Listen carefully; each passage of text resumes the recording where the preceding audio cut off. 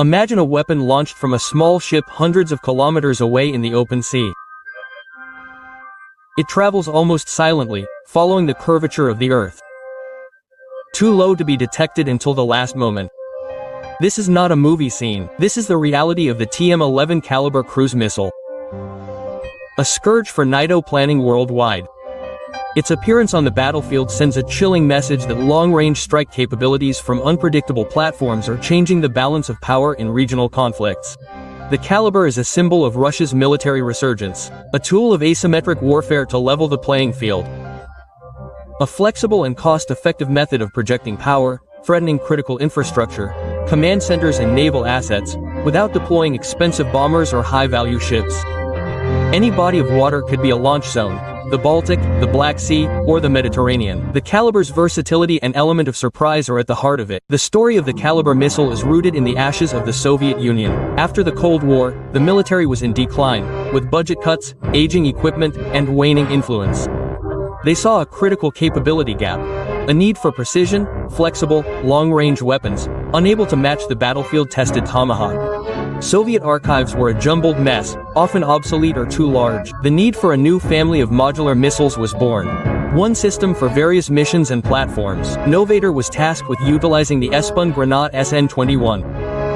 The vision of the torpedo tube and vertical launcher. The project faltered and was then recorded as the economy recovered. The strategy restored credibility without full-scale war. The result was a variant of the original antique ship and TM plus land attack. With a small caliber, the ship has the strategic weight of a global power projection instrument. To understand the danger, look at the numbers. These numbers describe the range, power, versatility. The main target range. The export version is limited to 300 kilometers. Domestic variants are estimated to be all, Trundiri 500 killer, Somauli Mil. Attacks from the Caspian to the Middle East, Barents to Western Europe capable of penetrating multiple layers of defense. The 6.2 meters length, MIMAT Type 3 mm diameter fits the torpedo tube. Compatible with VLS-UKSK, corvette frigate destroyers. Standardization is a force multiplier and flexible deployment. The 400 kilograms warhead, launched from Statlila BS, destroyed AC-2 depot, runway, and port facility. Deflected, dual-capable in some variants, strategic ambiguity is a central element in deterrence and combined arms doctrine. The combination of range, platform flexibility, and powerful payload makes the 3M a strategic asset. The 3M SPL's lethality stems from its missile guidance technology, only as good as its ability to engage targets in the early and intermediate phases. This relies on inertial navigation systems, INS, with gyroscopes and accelerometers. INS is updated with GLONASS satellite navigation. When the satellite is intercepted, INS maintains its course autonomously. Approaching the target, terminal guidance takes over from an active radar seeker or optical DSAC-like system for terrain matching. Specific target identification, accuracy of a few meters. Survival features fly very low below radar. Low RCS makes it difficult to intercept. Certain variants dash supersonic at the terminal, reducing reaction time. CS and Patriot systems have difficulty intercepting. Interception is a significant challenge. Launches can be from the North Atlantic or the Caspian Sea. Tracking and defense results are a huge task. Break time Tino Pampalim MiS-16 reaches the target, the impact is devastating. Approximately 50 kilograms is designed for maximum damage. Powerful blast wave and lethal fragmentation, capable of cracking hardened structures. Destroys high-value assets, neutralizes C2, and disrupts troop coordination. Psychological effects sow fear and chaos. Soft targets ignite secondary explosions and fires.